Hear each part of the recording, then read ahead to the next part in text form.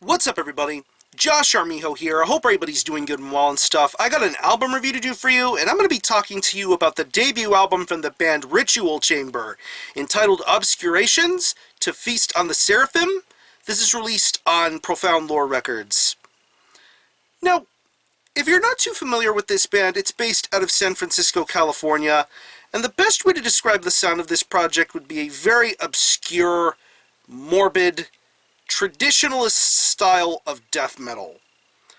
Yeah. Ritual Chamber is a one-man project formed by a guy by the name of Dario Derna, also known as Numinas. He is somewhat of a jack of all trades when it comes to the metal worlds, metal undergrounds. He has a wide multitude of experience playing multiple instruments, doing vocals, writing music. He has been involved in a who's who of very notable name projects, most notably bands like Drawn and Quartered, Funebrarum, Abba Zagarath. He even played with Evoken. I want to say he was on their album Quietus, and did some stuff with them. To even current day stuff like Chrome and Vitus Obscurum. He can play any sort of metal style and handle it with a lot of grace and dignity. But yeah, moving on to Ritual Chamber, this may be a new project, but like I said, the guy behind this has a very seasoned amount of experience being involved in black metal and death metal. And in 2014, I want to say, all of that experience came to fruition with the demo, The Pit of Tentacled Screams.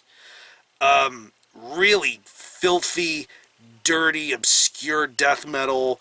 It had a really good, unique quality to it. Very awesome to listen to.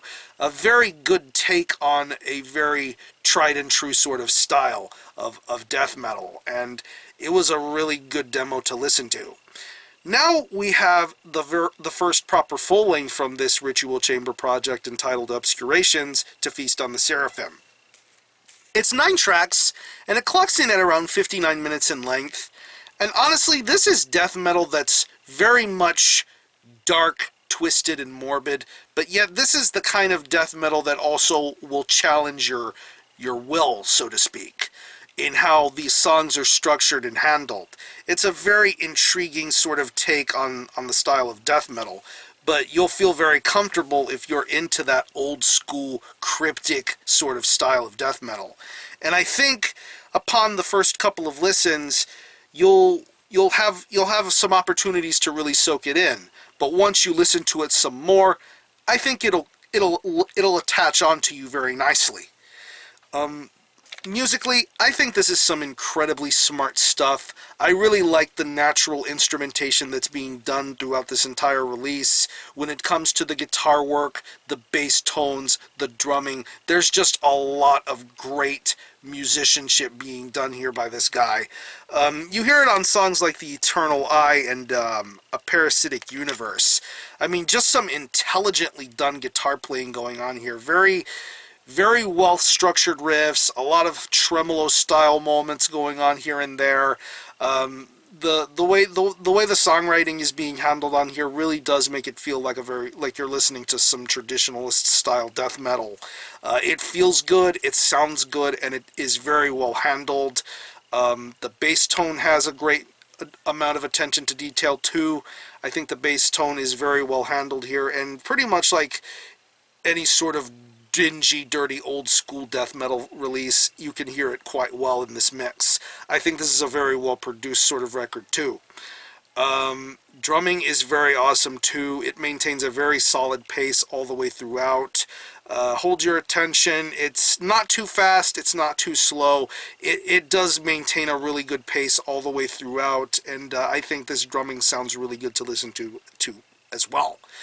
I really like the inclusion of keyboards being used here too. It has that almost early imprecation-esque sort of quality going for it, and Death metal in keyboards is a little bit of a touchy subject because sometimes it can work and sometimes it doesn't work. But when it comes to this Ritual Chamber project, I think it really sounds good. It's really not an all-over-the-place sort of element to this release, but once it does show up, it does add that little element of morbidity, obscurity, and just straight up darkness. And that's what you get with a release like Obscurations, is straight up evil and darkness. And I think it sounds awesome to listen to.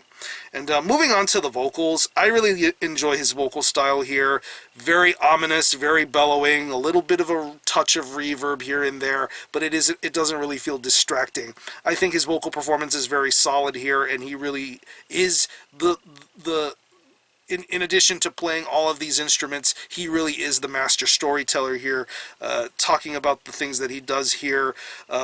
Going on to later tracks like Void, Indoctrination, and As Dust and the Animal, which is like the longest song on here at around 10 minutes. He really does a great vocal performance on that song too, and he really does want to make you feel at ease amongst death and obscurity. It feels right. It feels right when you listen to something like this. Like I said, this is a pretty lengthy record, so come into this not expecting, something fast or blasting or crazy or anything like that. This is straight up thinking man sort of old school death metal. It's a very smart release. There's a lot of smart nuances to be found on a record like this, and I think it's a very, very solid debut.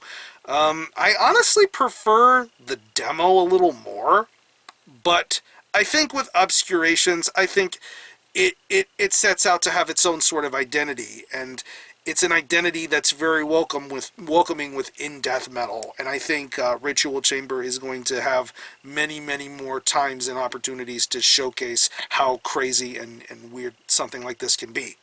It's a good time, but strap yourself in. It's going to be a long one. So, if I had to pick any favorite tracks, I would definitely have to say The Eternal Eye, Beings of Entropy, Parasitic Universe, and the last two tracks of this record, Void, Indoctrination, and As Dust and the Animal. Very incredible songwriting going on here. So, what I'm going to do is I'm going to leave you some links in the description box as to how you can get a hold of this album and listen to it. I will link you to the Profound Lore Records Bandcamp page, where you can stream this album in its entirety, hear it for yourself, and be your own judge as to whether you think it's worthy of being purchased or not.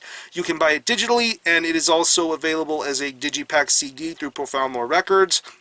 There's also a limited vinyl version that's available both through the Profound Lore web store and through the US merch table site for Profound Lore. It's a 2 LP set, standard black vinyl and clear with splatter. I think the splatter variant is pretty limited, so if that's how you want to listen to this record, go ahead and do it. There's many ways to get a hold of this album and own it. So again, the album is Obscurations, Feast on the Seraphim by Ritual Chamber. This is released on Profound Lore Records. Go check this out. And for a score, I'm going to give this a very strong 8 out of 10. This is something that's going to grow on you with time. And if you're into old school style death metal with just little bits of twists and turns, you'll find something to enjoy with Ritual Chamber. So, if you've happened to have heard this album, let me know what you think of it and how you feel about it. And if you've happened to have heard the demo of this band, let me know how you feel about that as well, and if you want to do some comparisons. So, sound off, let me know how you feel about it. So I'm going to conclude this review. Thanks a lot for watching. Thanks for checking out my channel. And until the next time, Army Ho out.